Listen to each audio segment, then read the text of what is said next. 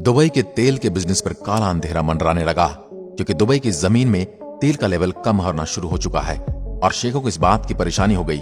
इसलिए वो चाहते थे कि वो अपना इंफ्रास्ट्रक्चर ऑयल बिजनेस से कन्वर्ट करके टूरिज्म में प्रमोट करें, ताकि अगर तेल का बिजनेस ना भी रहा तो टूरिज्म से अरबों दौलत कमा सकें। इसलिए क्राउन प्रिंस मोहम्मद बिन राशिद मखदूम ने 14,000 करोड़ रुपए का एक प्रोजेक्ट सोचा। हर साल दुबई में 50 लाख टूरिस्ट घूमने फिरने आते हैं, जिसे वो बढ़ाकर 1.5 करोड़ कर देना चाहते थे। लेकिन इसमें दिक्कत ये आई कि दुबई बहुत छोटा शहर था। इसलिए क्राउन प्रिंस ने ठान लिया कि अब वो समुद्र के बीच में एक शहर बनवाएंगे और वो चाहते थे कि काम सिर्फ 6 साल में कंप्लीट हो जाए। उन्होंने इस आइलैंड को बाउंड्री की तरह बनाने के लिए सोचा, लेकिन प्रॉब्लम ये आई थी कि आज दुनिया में किसी ने भी कभी भी ऐसी कोई चीज नहीं बनाई। इस शहर को बनाने के लिए इंजीनियर को कुदरत की ताकत से टकराना पड़ा। यह विशालकाय शहर समुद्र में सीमेंट और स्टील की मदद से बड़ी आसानी से बनाया जा सकता था, लेकिन दुबई के शेख ने कुछ और ही सोचा था। वो चाहते थे कि शहर को पूरी तरह से कुदरती सामग्री से बनाया जाए ताकि आसपास के माहौल में घुल मिल सके।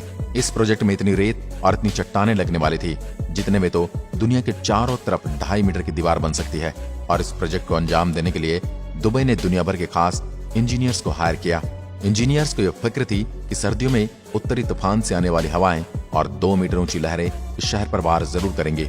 सभी जांच पड़ताल के बाद इंजीनियर्स ने हिसाब लगाया कि उन खतरनाक लहरों से बचने के लिए उन लहरों से करीब 3 मीटर ऊंची और 11 मीटर लंबी दीवार बनानी चाहिए। समुद्र में दीवार खड़ी करने के लिए करोड़ों रुपए के 3 जॉर्जर्स मंगाए गए, जो कि समुद्र में रेत लाकर डालते जा रहे थे। अब समुद्र में रेत का थमे रहना आसान नहीं था, इसलिए रेत को थामे रखने के लिए इसमें 6-6 टन के पत्थर डाले गए। इस विशाल प्रोजेक्ट में कुछ भी पत्थर के भरोसे नहीं छोड़ा जा सकता था, इसलिए हलचल में ही पत्थर सरक जाएंगे और पूरा का पूरा शहर समुद्र के अंदर चला जाएगा। इसलिए गोताखोर बार बार समुद्र में डुबकी लगाकर नीचे पत्थरों की पोजीशन को चेक करने जाते रहते थे। अब बाकी का काम करने के लिए दुबई को 9 करोड़ 40 लाख घन मीटर रेत के सरोवर की तलाश करनी होगी। आपको नहीं पता तो मैं आपको बता दूं, इतनी रेत में पूरे लंदन को 1 मीटर नीचे दफनाया जा सकता है। अब आप ये सोच रहे होंगे कि दुबई में तो रेत की कमी नहीं है। दरअसल मैं आपको बता दूं कि दुबई में जो रेत है वो बहुत ही बारीक रेत है, जो कि समुद्र में बड़ी आसानी से बह जाएगी।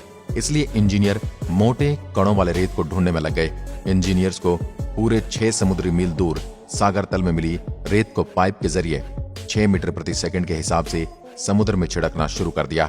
अब काम तो ठीक से चल रहा था, लेकिन इंजीनियर्स को शक था कि क्या उनका यह आइलैंड ठीक डिजाइन से बन रहा है। लेकिन दुबई के पास इसका शक दूर करने का उपाय 606 किलोमीटर पर अंतरिक्ष में था।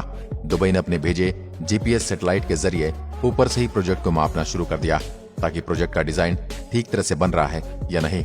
और इस तरह प्रिंस दुबई भी अपने इस ड्रीम प्रोजेक्ट पर घर बैठे ही नजर रख सकते थे। अब प्रोजेक्ट तो खत्म होने के कगार पर था, लेकिन ऐसे प्रोजेक्ट में जब काम खत्म हो जाता है तभी कोई ना कोई प्रॉब्लम जरूर खड़ी होती है। दरअसल उन्होंने देखा कि समुद्र का पानी योजना अनुसार द्वीपों के चारों तरफ नहीं घूम रहा है। लोगों ने इस आइलैंड के छोटे से हिस्से के लिए भी लाखों डॉलर खर्च किए थे, और अगर ठहरे हुए पानी को तो वो बिल्कुल बर्दाश्त नहीं करेंगे। इस समस्या का समाधान इंजीनियर्स को जल्द ही ढूंढना होगा। इसका सॉल्यूशन इंजीनियर ने ये निकाला कि वो दीवार के अंदर 2 छेद करेंगे, तो इन होल्स में से ताजा पानी बहकर चारों तरफ फैल जाएगा, और दूसरी तरफ भी एक ऐसा ही होल करना होगा ताकि पानी बाहर निकल सके।